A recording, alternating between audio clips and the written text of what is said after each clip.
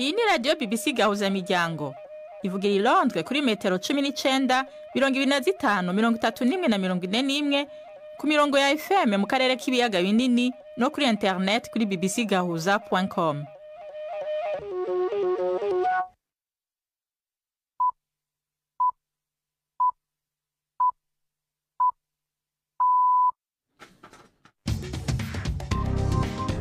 Ubu ni saa 10 n'igice ku isaha mpuzamakungu ya GMT, isaha 12 n'igice mu Rwanda no mu Burundi, muri kumwe na Nina Iradukunda. Ndabahaye mwiriwe n'ikaze bakunzi ba BBC Gahuza Miryango, izi n'ingingo z'amakuru yo ku munsi wa gatanu itariki 20 z'ukwezi kwa gatandatu. Victoire Ingabire, umunyapolitiki atavuga rumwe na leta y'u Rwanda, yaratawe muri yombi n'urwego rw'ubugenzacyaha RIB inyuma y'itegeko rya sentare ryo kumugira ko amatohoza. Umuryango wiwe wavyakiriye gute? Kurakara ko tuzi ko nta byaha mama yakoze, ariko tukaba dutinya ko ubutegetsi bw'u Rwanda bushobora kuba bushaka kongera kufungisha mama, cyane cyane ko muri uwo mwaka igihano cye cyari kurangira. Sentare yobahizi bwizwa shingiro mu Burundi yemeje ivyavuye mu matora y'abashinga amateka n'abajinama ba komine yabaye kwigenekerezo rya gatanu y'ukwa gatandatu uyu mwaka. Umugambwe Iprona wavyakiriye gute? Twashimye na gato kuko naho tutoyituye yategerezwa kubona ko ivyabaye bitari vyagenze neza, ariko kwibwirizo shingiro rihejeje kubagira rikavyemeza cyo muganga w'abadasigara utigenda mukorera abarundi. Mu Burundi kandi haravugwa urupfu rwa Emile Mworoha, yarayashengeye afise imyaka 85 azize ingwara mu gihugu cy'Ubufaransa aho yaramaze imisi yivuriza. Tubafitiye n'ikiganiro c'abaza muganga, aya makuru ayobowe na Mark niyo nkuru.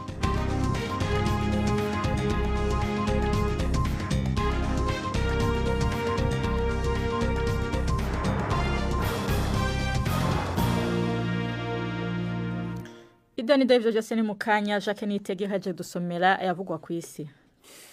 Ministre w'abanyamahanga wa Iran yamaganye uburakari bwinshi icyo yise intambara itagira impuhwe yuzuye ubugome bukabije n'akarengane Israeli yashoje ku gihugu cye ubwo yavugiraga i Geneve.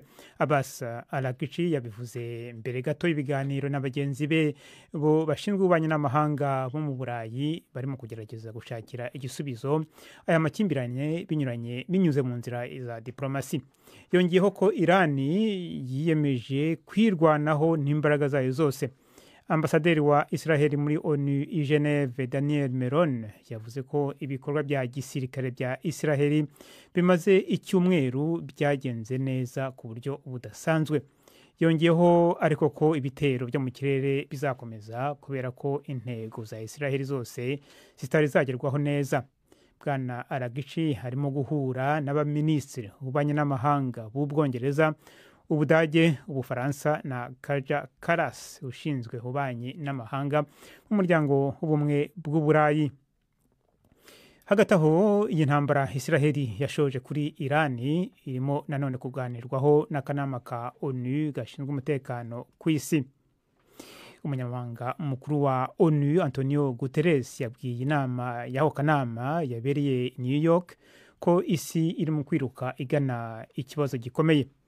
Abwira Amerika mu buryo buteruye, Bwana Guterres yahamagariye impande zose ndetse n'abandi bashobora kwinjira muri iyi ntambara gutsimbakaza amahoro. Yavuze ko kwagura iyi ntambara bishobora gukongeza umuriro bitoroshye kuzimya. Abashinzwe ubuvuzi mu ntara ya Gaza baravuga ko abantu batari munsi ya 34 bishwe, benshi muri bo bari hafi yatangirwa imfashanyo y'ibiribwa rwagati muri Gaza mu bihe bibiri bitandukanye bivugwamo ingabo za Israeli. Abandi 11 nabo biravuga ko bahitanywe n'igitero cy'ingabo za Israeli zirwanira mu kirere. Ni inkuru ya Mike Thompson mugezwaho na Yvette Kabatesi. Abantu 23 ngo baba bishwe mu gitero cy'indege za Israeli mu gihe bari bategereje guhabwa ibiribwa aho bitangirwa n'umuryango utabara wa Gaza utavugaho rumwe. Ministeri y'ubuzima yaho iyobowe n'umutwe wa Hamas ivuga ko abari bo bishwe nyuma mu bantu babarirwa muri 400 bapfuye bagerageza gushaka imfashanyo ahantu nk'aho kuva hatangira mu kwezi gushize. Umuryango utabara muri Palestine Red Crescent utangaza ko abandi bantu 11 bishwe mu gitero cya Isirayeli ku nyubako ituwemwo hafi y'agace ka Deir al-Balah. Isirayeli yo niragira ikitangaza kuri ibyo. Urukiko rwo muri Kenya rwanze kuburanisha urubanza ruregwamo impirimbanyi yatawe muri yombi izira gushyiraho urubuga rwa internet rufasha abantu kwamagana umushinga w'itegeko rishya rigenga imari. Polisi yavuze ko ibi byabangamiye email z'inteko nshingamategeko kandi bigomba gufatwa nk'ihohotera ryo kuri internet. Umucamanza yavuze ko ubushinjacyaha bwananiwe gutanga ikirego gifatika bushinja Rose Njeri. Ifatwa rye ryamaganwe cyane n'imiryango iharanira uburenganzira bwa muntu. Umuyobozi w'ishyirahamwe ry'abanyamategeko muri Kenya yavuze ko iki ari ikimenyetso cyerekana ikandamiza rikorwa na leta. Umwaka ushize abantu batari munsi ya 50 barapfuye igihe igipolisi cyari mu gitatanya imyigaragambyo y'abaturage bamaganaga gahunda yo kuzamura imisoro. Ministre w'intebe w'Ubutaliyani Giorgia Meloni yakiriye inama igamije kuzamura iterambere ry'ubukungu muri Afurika mu mugambi ugamije kugabanya umubare w'abimukira binjira mu Burayi mu buryo butemewe n'amategeko.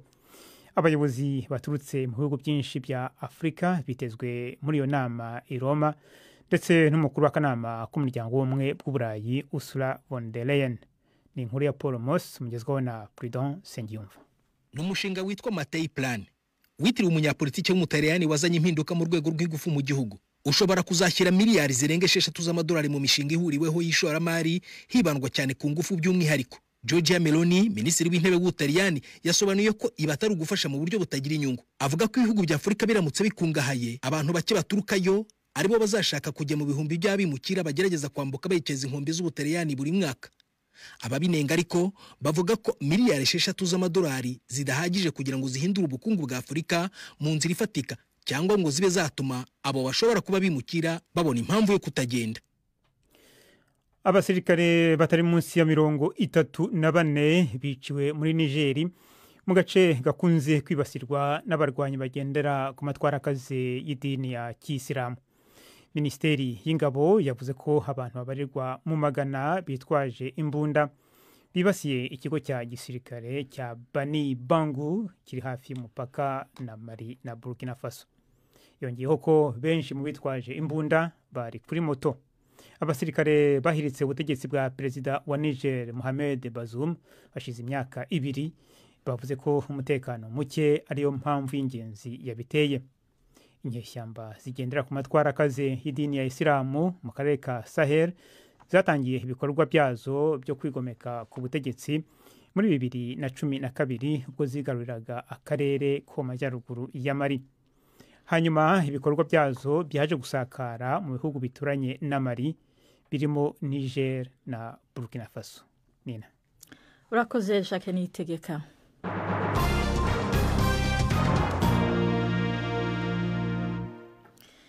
Idonido rya makuru tuyahere mu Rwanda. Urwego rw'igihugu rw'ubugenzacyaha RIB rwatangaje ko rwaraye rutaye muri yompi umunyapolitiki utavuga rumwe n'ubutegetsi Victoire Ingabire nyuma y'uko umucamanza ategekeye ko atangira gukorwaho iperereza. RIB yavuze ko yatangiye iperereza bisabwe n'ubushinjacyaha. Ku munsi w'ejo Ingabire yari yiriwe mu rukiko atanga amakuru ku byo yavugwagaho mu rubanza rw'abantu 9 bivugwa ko barabayoboke ba Darfa Umurinzi. Iri tsinda rikurikiranwaho ibyaha birimo kuba mu mutwe w'abagizi ba nabi ndetse no kuba bari mu mugambi wo guhirika ubutegetsi bw'u Rwanda, ivyo bo bahakana. Inkuru ya Jean-Claude Mwambutsa i Kigali. Urwego rw'igihugu rw'ubugenzacyaha RIB nirwo rwatangaje inkuru mu butumwa rwashyize ku rubuga rwa X. RIB ivuga ko akurikiranywe mu rubanza rumwe n'ururegwamo abarimo Sylvain Sibomana ndetse n'umunyamakuru Theoneste Nsengimana. RIB ivuga ko bakurikiranywe ibyaha birimo kurema umutwe w'abagizi ba nabi no kugira umugambi mu bikorwa byo gukurura imvururu muri rubanda. ifatwa rya Victoire Ingabire ryabaye nyuma y'amasaha makeya umucamanza asabye ko akorwaho iperereza nyuma yo kuvuga ko atanyuzwe n'ibisobanuro byatanzwe n'umunyapolitiki. Urukiko rukuru rwari rwahamagaje Ingabire ruvuga ko rumukeneyeho amakuru ku bimuvugwaho ariko ko atari yahamagajwe nk'ukurikiranyweho icyaha. Kuri bamwe ifatwa n'ifungwa rya Ingabire risa n'iritaratunguranye. Hari hashize iminsi anengwa cyane ku mbuga nkoranyambaga ko ashyigikira imigambi yo kugirira nabi ubutegetsi bw'u Rwanda.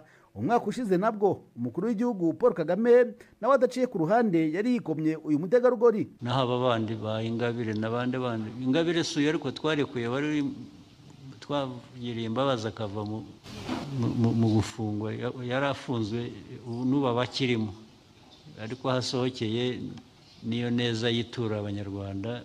Buriya nta amaherezo yo ntabwo azaba meza, uramwihorera akarwana n'ikimurimo kibi kikaba aricyo kimugiraho ingaruka. Ibyabanjirije ifatwa rye byari byaciye amarenga. Ingabire yabanje kwitaba urukiko ruvuga ko rumushakaho amakuru ariko ko atahamagawe nk'umuntu ukurikiranweho icyaha. Ingabire yemeye ko hafi ya bose mu baregwa abazi ndetse ko bari basangiye umugambi wo kumufasha gushinga ishyaka Dalpha Umurinzi, agahakana ko ntawahuriye n'amahugurwa afatwa nk'icyaha.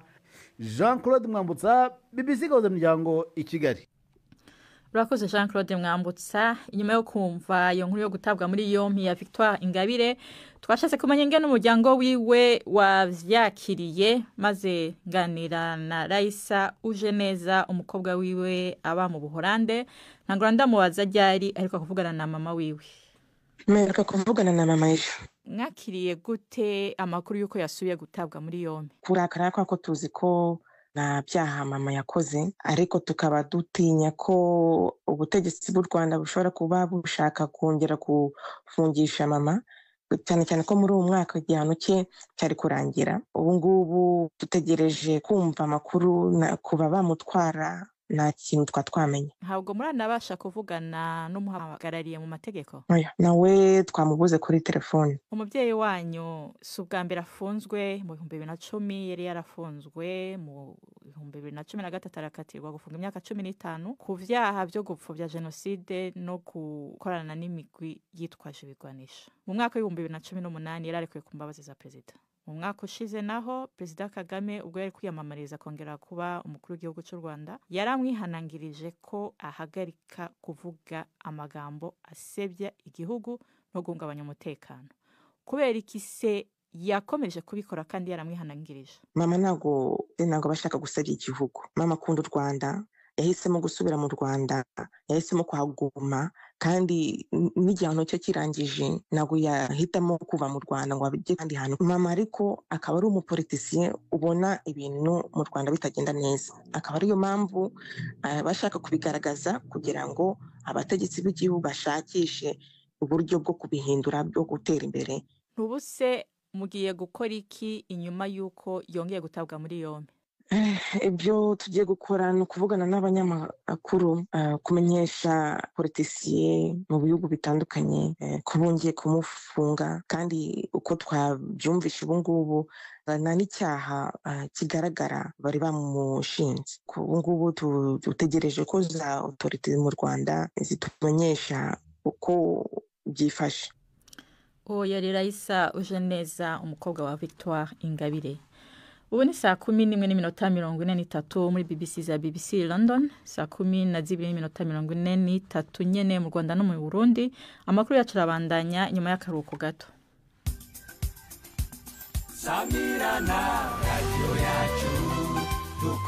Ibiganiro vya BBC kuri radio Humuriza mu Burundi ni ku murongo wa FM 99.6.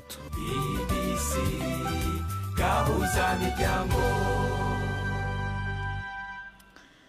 Tugume mu karere k'ibiyaga binini. Sentare yubahiriza ibwirizwa shingiro mu Burundi yemeje ivyavuye mu matora y'abashinga amateka n'abajenama b'amakomine yabaye ku itariki 5 z'uku kwezi nyene. Umugambwe CNDD FDD uri ku butegetsi ugiye kwiganzira inama nshinga amateka n'inama mpanuzwa jambo z'amakomine. sentare ibi yabitangaje nyuma y'umwanya mutoya yejeje gukura ku nzira abarongoye imigambwe itatu ariyo Iprona, CDP, SNL n'urunani Burundi bwa bose bari bashingishije imanza zo kwiyamiriza ingene amatora yagenze. Bamenyeshejwe ko ibirego vyabo bitagira ishingiro. Ni inkuru ya Gildas Ihundimpundu. La séance est levée.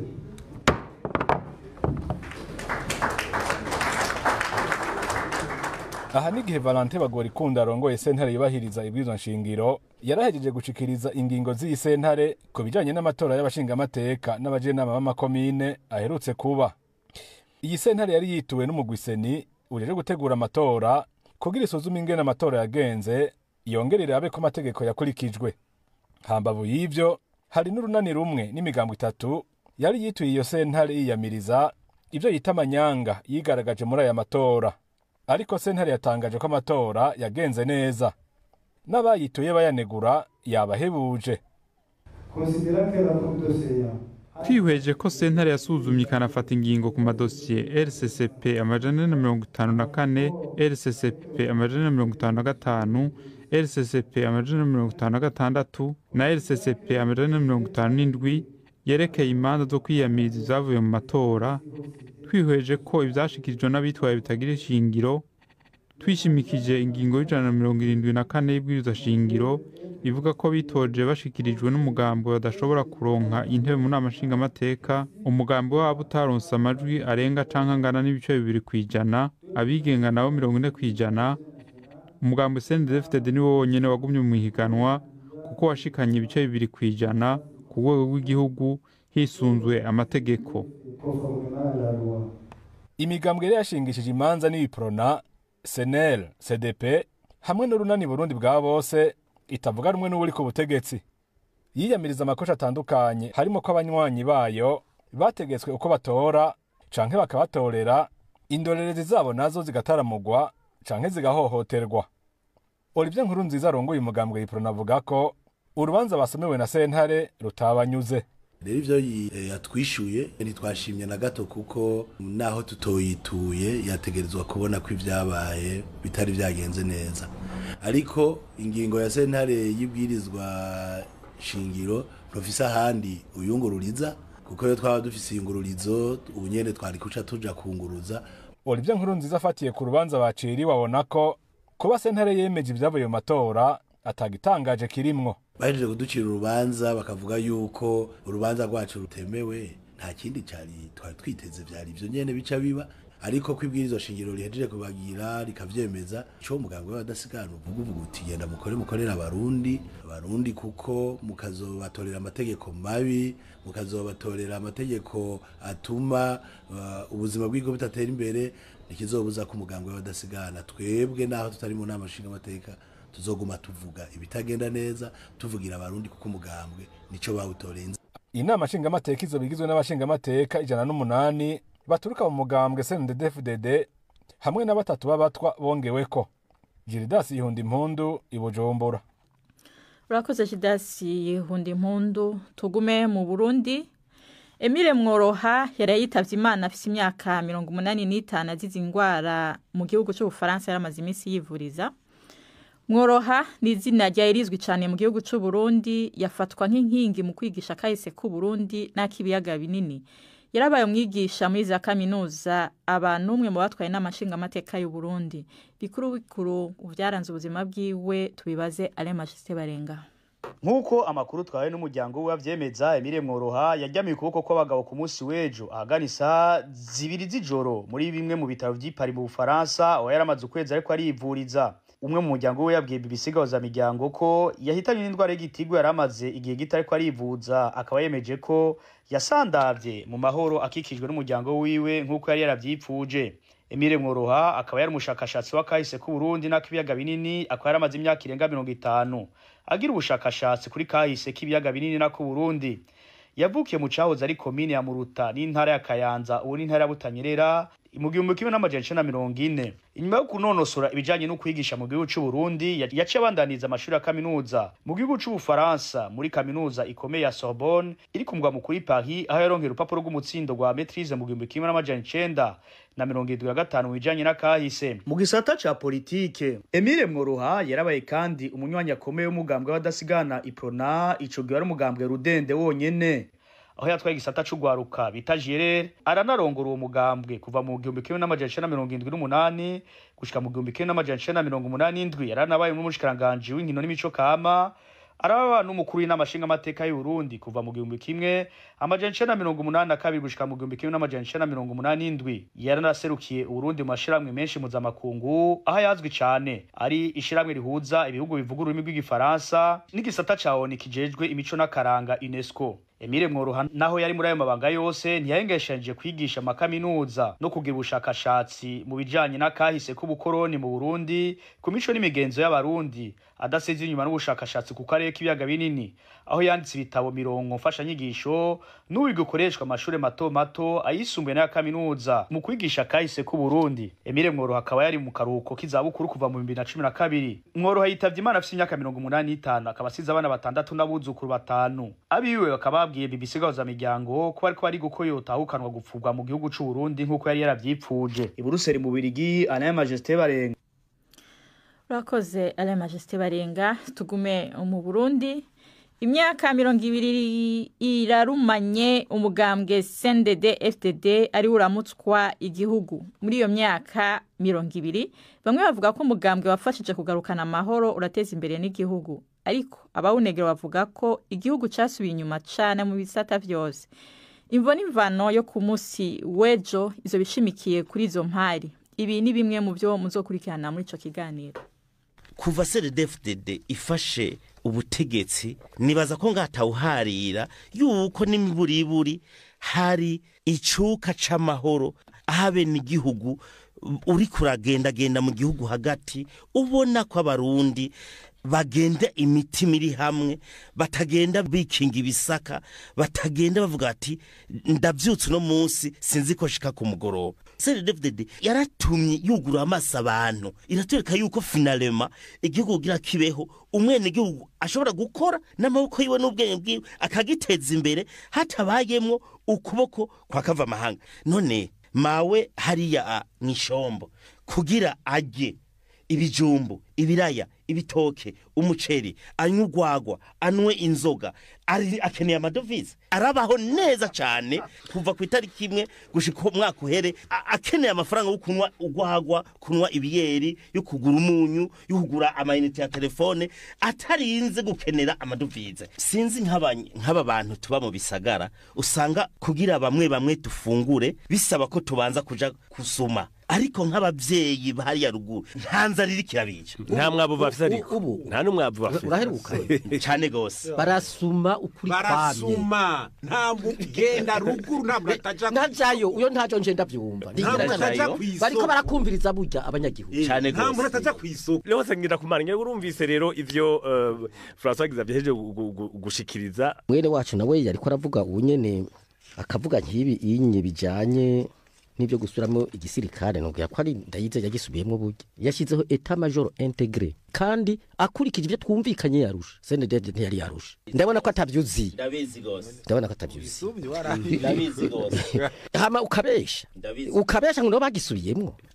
Umukuru y'udufise ubu yagiye imbere y'abashinga amateka nangiye amateka hajya mu kigobe ejo bundi ati abashinga amateka mubona nukwirwa barajya amahera yagusa n'amadolari mwariko muravuga, yavuze ati baraza bakayakura ngaha muri ntuze aha muri Berbe bagatwara i Dubai bakagaruka uko bagacaza kuyavunja ngaha kwisoka. Poste mu macabo make nawe dusoze ruvuga icokorwa ko umugambi uri ku butegetsi ubanza kwemera igihugu aho kigeze, ubukeni buhari babwemange uko ugumye upfukira ngo namajwi urondera n'inyishu ntiboneka. Nkubo numvirije mugenzanje François Xavier ngo umumama wa ruguru ngo arashobora mu kwirimira ngo amayinite ngo telefone ngo akinywera ikiyeri ngo akigurira gahuze ngo atiri baragira gute ngo amadovize ngo yabonera iyo telefone avuze iza gute, ico kiyeri brarode kugira igikore amadovize ava hanze ngana gute, akene kuja kwenuza ico iyo karubira ayikurahe ko amafaranga y'agaciro. Ariko nk'imvugo nk'iyo kwagaruka bwira cyo ruguru nkukumengo ntabwe afise ngo amafaranga aciro muhurira bahura misi yose.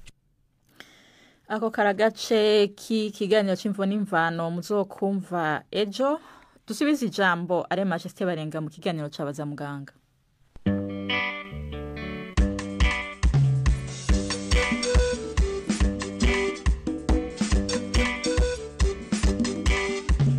Baza muganga chuti, baza muganga chuti yanje, baza muganga. Tubaramutse mwese bakunzi wa BBC Gahuza Miryango. Mu kiganiro baza muganga cuno musi tuza kugaruka ku ngorane zo kubura amaraso ku bana b'amahasa canke impanga mu Kinyarwanda bakiri mu nda bita mu Gifaransa syndrome de transfuseur transfusé. Ni ingorane zituma abavyeyi bibaruka amahasa batabashikana bose canke bakaruhira ubusa ku bice birenga 80% z'imbanyi z'amahasa nk'uko ishiramwe mpuzamakungu rijejwe amagara y'abantu ku isi OMS ribishikiriza. Mbega bigenda gute kugira abana b'amahasa babura amaraso bakiri mu nda? Ni ryari vyibonekeza? Hoba hari uburyo bwo kubipima hakiri kare kugira ubuzima bw'abana b'amahasa burokwegwe hakiri kare? Kugira turonke umuco twanyerukiye ku bitaro vya kaminuza ya Cherbourg mu majaruguru y'Ubufaransa, maze twegera muganga Gerard Ndayizamba yaronosoye gukurikirana abavyeyi bibungenze n'abamaze kwibaruka mu Gifaransa bita gynécologue asanzwe akorera kuri ivyo bitaro. Atangura atubwira ico kubura amaraso ku bana b'amahasa bakiri mu nda bivako.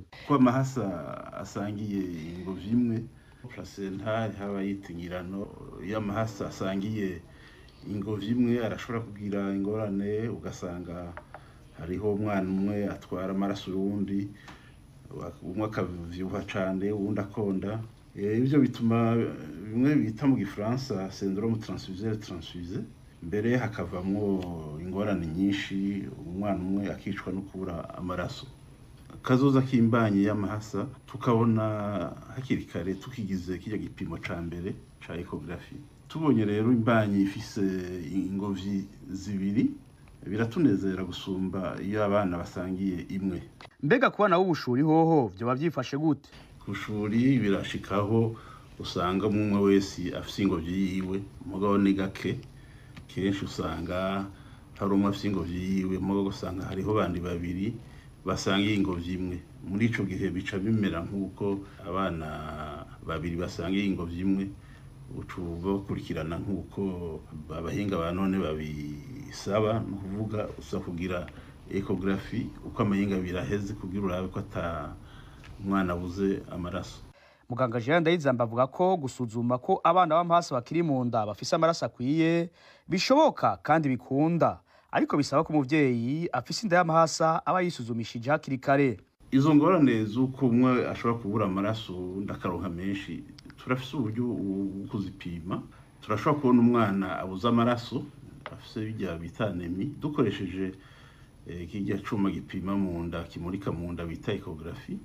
Turafise umuti turondera mu bwonko bw'umwana mbere tukamenya n'igitigiri ca hemoglobine afise dukoresheje ico gipimo. Hanyuma rero iyo dusanze akenya amaraso turayamutera ducishije mu ruzogi, hanyuma imbanyi ikabandanya.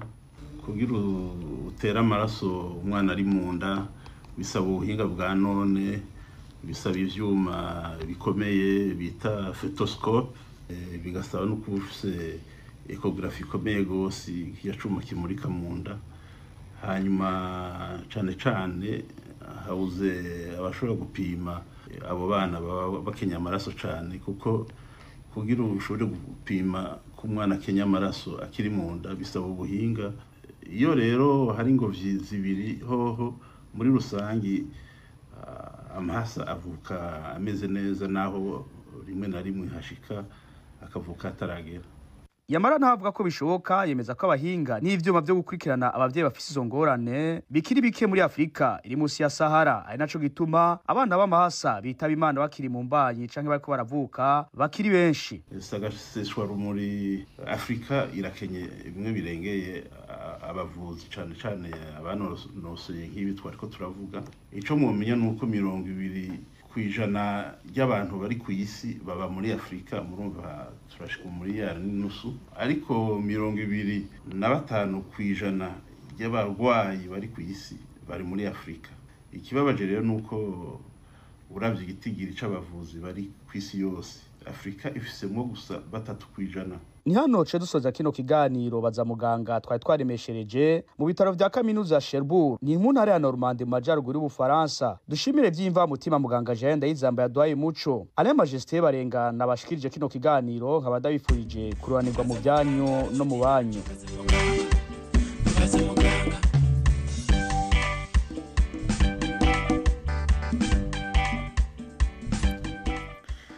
Urakoze ari Majesté barenga na Jean Ndayizamba mwariko muravugana imbere yo kubasezera ndabutse ku ibiganiro vya BBC gahuza miryango bibandanya no mu minsi y'impera y'indwi.